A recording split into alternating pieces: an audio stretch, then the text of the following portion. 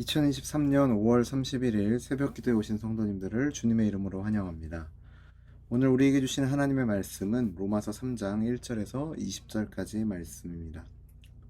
신약성경 242면에 있는 로마서 3장 1절에서 20절까지의 말씀을 제가 봉독하겠습니다. 그런즉 유대인의 나음이 무엇이며 할례의 유익이 무엇이냐? 범사에 많으니 우선은 그들이 하나님의 말씀을 맡았음이니라. 어떤 자들이 믿지 아니하였으면 어찌하리요? 그 믿지 아니함이 하나님의 믿으심을 패하겠느냐? 그럴 수 없느니라. 사람은 다 거짓되되 오직 하나님은 참되시다 할지어다. 기록된 바 주께서 주의 말씀에 의롭다함을 얻으시고 판단받으실 때에 이기려 하심이라 함과 같으니라. 그러나 우리 불의가 하나님의 의를 드러나게 하면 무슨 말 하리요? 내가 사람의 말하는 대로 말하노니 진노를 내리시는 하나님이 불의하시냐? 결코 그렇지 아니하니라. 만일 그러하면 하나님께서 어찌 세상을 심판하시리요? 그러나 나의 거짓말로 하나님의 참되심이 더 풍성하여 그의 영광이 되었다면 어찌 내가 죄인처럼 심판을 받으리요? 또는 그러면 선을 이루기 위하여 악을 행하자 하지 않겠느냐? 어떤 이들이 이렇게 비방하여 우리가 이런 말을 한다고 하니 그들은 정죄받는 것이 마땅하니라. 그러면 어떠하냐? 우리는 나으냐? 결코 아니라. 유대인이나 헬라인이나 다 죄 아래 있다고 우리가 이미 선언하였느니라. 기록된 바 의인은 없나니 하나도 없으며 깨닫는 자도 없고 하나님을 찾는 자도 없고 다 치우쳐 함께 무익하게 되고 선을 행하는 자는 없나니 하나도 없도다. 그들의 목구멍은 열린 무덤이요 그 혀로는 속임을 일삼으며 그 입술에는 독사의 독이 있고 그 입에는 저주와 악독이 가득하고 그 발은 피 흘리는 데 빠른지라. 파멸과 고생이 그 길에 있어 평강의 길을 알지 못하였고 그들의 눈앞에 하나님을 두려워함이 없느니라 함과 같으니라. 우리가 알거니와 무릇 율법이 말하는 바는 율법 아래에 있는 자들에게 말하는 것이니 이는 모든 입을 막고 온 세상으로 하나님의 심판 아래에 있게 하려 함이라. 그러므로 율법의 행위로 그의 앞에 의롭다 하심을 얻을 육체가 없나니 율법으로는 죄를 깨달음이니라. 아멘. 바울은 오늘 본문 1절에서 그런즉 유대인의 나음이 무엇이며 할례의 유익이 무엇이냐라는 질문으로 말씀을 시작을 합니다. 오늘 본문을 통해서 바울은 유대인들이 말씀과 율법과 할례 그리고 선민이라고 하는 그 특권의식으로 자신들이 이방인들보다 낫다라는 그런 잘못된 생각으로 가득 차 있음을 책망합니다. 대부분의 사람들이 이 유대인들과 같이 자신이 다른 사람보다 낫다라고 생각을 합니다. 하지만 그런 사람들의 대표적인 예로 성경에 기록된 것이 바로 유대인들이죠. 유대인들은 이방인들을 짐승처럼 여겼고 그들에 비해서 상대적으로 그들이 가지고 있는 의로움, 소위 그들이 말하는 의로움에 만족했습니다. 그러나 바울은 구절을 보면 우리 유대인은 나으냐라고 질문한 후에 이를 강력하게 부인합니다. 결코 아니다라고 단언한 후에 바울은 유대인이나 헬라인 모두 죄 아래에 있다라고 말합니다. 의인은 한 사람도 없습니다. 구절에 등장하는 우리는 나으냐라는 질문은 바울 당시뿐만 아니라 오늘을 살아가는 우리 그리스도인들로 하여금 자기 자신을 돌아볼 수 있게 하는 좋은 질문입니다. 우리 믿는 사람들은 믿지 않는 사람들보다 어떤 부분에서 나은 것인지, 과연 어떻게 나은 것인지를 알아야 합니다. 바울은 9절에서 유대인이나 헬라인이나 모두가 다 죄 아래에 있는 자들이고 또 그 뒤에 이어지는 말씀을 통해서 거짓된 자들이다라고 단언합니다. 즉 하나님의 말씀을 맡았고 율법을 이방인들에게 가르치는 유대인들이지만 그들이 진실하지 못하며 거짓으로 가득 차 있다라고 지적하는 것입니다. 여기서 유대인들을 거짓되다라고 하는 말씀은 자기들이 진리라고 가르친 말씀을 자신들이 믿지 않고 자신들이 행하지 않았다라는 뜻입니다. 여러분, 우리가 믿지 않는 자들보다 나음이 무엇이어야 합니까? 우리가 그들보다 믿지 않는 불신자들, 믿지 않는 세상 사람들보다 나은 것이 무엇입니까? 우리에게는 말씀에 대한 이 진실함이 있어야 됩니다. 이 진리의 말씀에 대해서 진실하게 정말 대하는 태도가 필요합니다. 그에 대한 표현과 증거가 무엇입니까? 하나님의 말씀, 이것이 진리임을 우리가 진실되게 믿는, 이것을 진실되게 대하는 그 증거가 무엇입니까? 말씀을 삶에 옮겨서 실천하는 것이죠. 말씀을 살아내는 것입니다. 만약 우리가 하나님의 말씀을 듣고도 실천하지 않는다면 우리의 믿음이 거짓이고 우리의 거짓은 하나님의 진노를 일으키는 그런 원인이 될 것입니다. 우리가 이스라엘의 역사를 통해서 정말 수없이 많이 보지 않았습니까? 특권의식을 가졌던 그 이스라엘 백성들이 자기들이 택함을 받았다라고 말하면서도 택함받은 백성답게 그 백성답지 못하게 거짓되고 진실을 떠나서 살았을 때, 진실되이 하나님을 대하지 못했을 때 하나님께서는 결국 그들을 내버려 두지 않으시고 그들을 향해서 채찍을, 사랑의 매를 들으셨다라는 것을 우리는 잊지 않아야 합니다. 오늘 본문은 하나님 앞에 서 있는 인간의 모습을 잘 보여줍니다.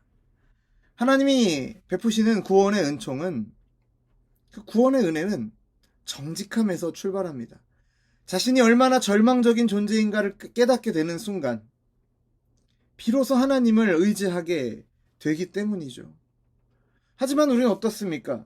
죄로 인한 자신의 비참함을 직면하고 하나님을 의지하기보다는 타인을 향해 타인의 허물과 타인의 어떤 연약함을 바라보며 비난하고 정죄하는 데 힘을 쓰고 있지는 않습니까? 어떤 분이 이런 말씀을 하셨던 게 기억납니다. 우리의 눈은 밖을 보도록 만들어져 있어서 다른 사람들을 보고 비판하는 데는 뛰어나다라고 말했던 것이 기억납니다. 이것이 솔직한 우리의 모습 아닐까요? 하지만 그런 우리를 향해서, 그런 인간들을 향해서 예수님께서 뭐라고 말씀하셨습니까? 마태복음 7장에서 형제의 눈 속에 있는 티는 보면서 자기 눈에 있는 들보를 보지 못하느냐라고 비판하시고 책망하셨던 것을 우리는 기억해야 합니다. 우리는 늘 겸손함으로 하나님 앞에 서서 먼저는 자기 자신을 바라보고 또한 겸손함으로 타인을 대해야 할 것입니다. 오늘 본문에서 바울은 의인은 하나도 없다라고 선포합니다. 의인은 어떤 사람일까요?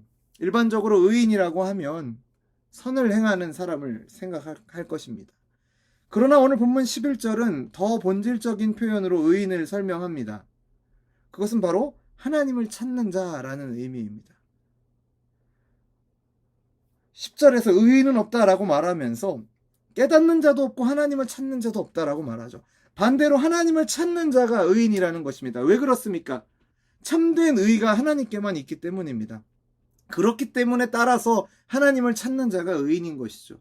이 진리를 깨달은 사람만이 하나님을 찾습니다. 그러나 오늘 본문의 말씀은 깨닫는 자도 없고 하나님을 찾는 자도 없다라고 말합니다. 그래서 따라서 의인은 없다라고 말하는 것이죠. 불빛이라고는 하나도 없는 칠과 같은 어둠을 연상하게 하는 말씀입니다. 이 말씀을 대하고 있는 저와 여러분은 의인인가? 하나님을 구하고 찾고 있는가? 우리가 스스로를 돌아보는 시간이 되었으면 좋겠습니다. 모든 사람은 하나님 앞에서 죄인입니다. 본문에는 죄인들이 저지른 그 죄들이 나열되어 있습니다.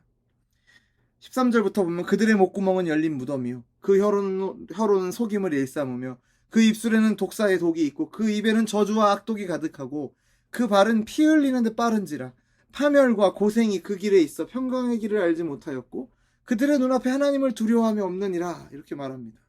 그런데 이런 모든 행위가 죄라는 것을 사람들은 깨닫지를 못합니다. 그래서 이것들이 죄라는 것을 알게 해주는 기준이 필요합니다. 그것이 바로 율법입니다. 율법은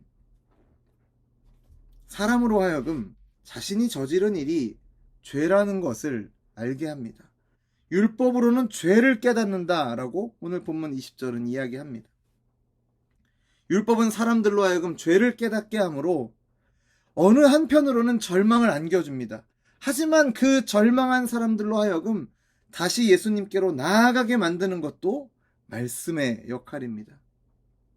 18절에서 죄인은 그들의 눈앞에는 하나님을 두려움이 없다라고 말합니다. 반대로 의인은 그들의 진실한 신앙은 하나님을 두려워할 줄 아는 신앙을 가진 자들입니다. 깨닫고 하나님을 찾는 자들이죠. 가장 자기의 작은 죄를 가지고도 하나님을 두려워하며 무릎 꿇고 회개하며 하나님께 은혜를 구하는 자, 하나님의 도움을 구하는 자, 이것이 오늘 저와 여러분에게 하나님께서 요구하시는, 찾으시는 모습이 아닐까요? 이 말씀을 우리에게 주신 이유가 무엇일까요? 말씀을 통해서 우리가 말씀을 읽고 대하다 보면 참 우리의 양심에 참 이 찔림이 있고 때로는 정말 여기 이 성경이 말하고 있는 죄인이 바로 나구나 라는, 내가 바로 이 죄인이구나, 내가 그런 죄인이었구나 라는 것을 깨닫게 하실 때가 있습니다. 하지만 말씀은 그 자리에서 머무르게 하지 않습니다. 그 절망의 자리에서 내가 그 죄인이었구나 라는 것을 알려주는 동시에 하나님의 말씀은 우리에게 복음을 줍니다. 그런 죄인에게 하나님께서 먼저 손 내밀어 주시고 베풀어 주시는 은혜가 얼마나 크고 감사한가를 우리에게 성경은 이야기합니다. 자신이 죄인이라는 것을 깨달은 사람은 하나님을 찾고 하나님의 은혜를 구하게 됩니다. 그리고 하나님은 그분을 찾는 사람들에게 은혜를 베푸시는 신실하신 하나님이심을 여러분 기억하시길 바랍니다.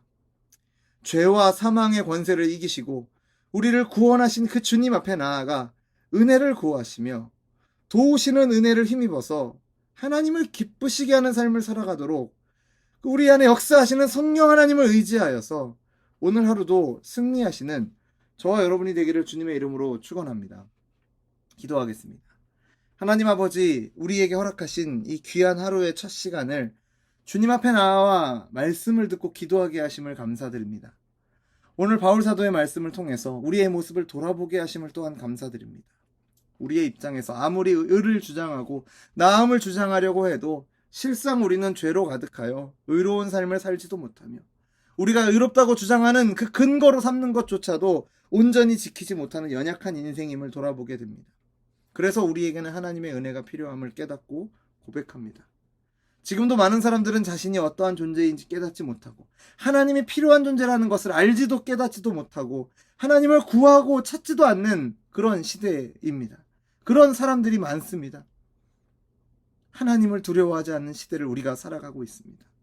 그 세상 가운데서, 그 시대 가운데서 하나님의 은혜로 우리를 하나님을 경외하며 하나님을 구하는 인생으로 부르셨음을 기억하게 하여 주옵소서. 알게 하시고 깨닫게 하셔서 우리로 하여금 하나님을 경외하며 하나님의 은혜를 힘입어서 하나님을 기쁘시게 하는 인생을 살아가도록 우리를 인도하여 주옵소서. 구원과 영생 그 모든 것이 하나님의 은혜로 선물로 우리에게 주신 것이기에 우리가 아무것도 우리의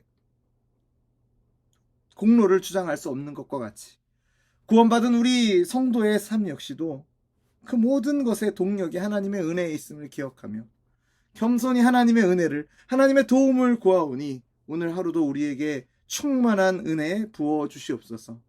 은혜의 손길로 우리를 인도하여 주실 것을 믿고 감사드리며 예수님 이름으로 기도드립니다. 아멘. 우리 주 예수 그리스도의 은혜와 하나님의 사랑과 성령 하나님의 교통하심이 겸손히 하나님 앞에 나아가 자신의 죄와 연약함을 고백하며 하나님의 도움으로, 하나님의 은혜로 나를 채우시고 움직이시기를 간구하는 우리 열린비전교회 모든 성도들 가운데 이제로부터 영원토록 항상 함께 있을지어다. 아멘.